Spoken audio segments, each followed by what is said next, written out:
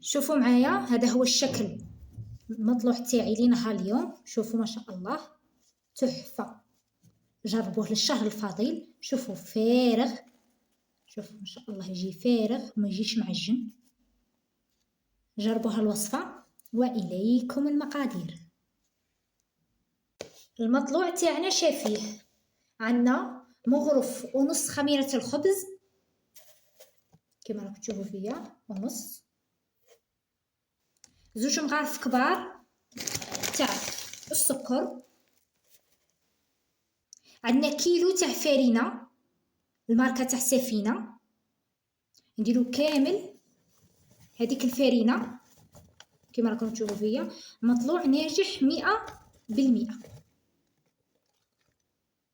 هذا المطلوع ما فيه لا زيت لا خميره الحلويات لا والو. شوفوا نديرو الملح، الملح نزيدو شويه ونعجنو بالماء دافي. بسم الله. الحصول على عجينه تلصق، تلصق ماشي مطلوقه، تلصق غير شويه.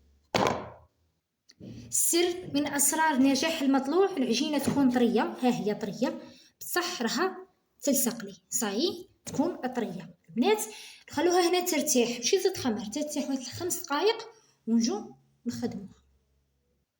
بعد ما خليت العجينه تاعي ترتاح مده 5 دقائق، درت انا العجينه كويرات بهذه الطريقه.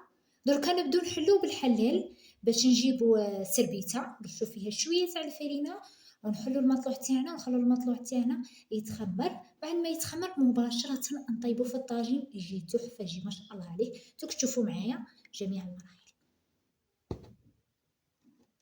شويه تاع الفرينه ونحلو بالحلال بهذه الطريقه. ها رانا حليناها بالحلال، ما تكون رقيقه ما تكون غليظه. يلا نخلوها تتخمر، بعد ما تتخمر نطيبوها في الطاجين.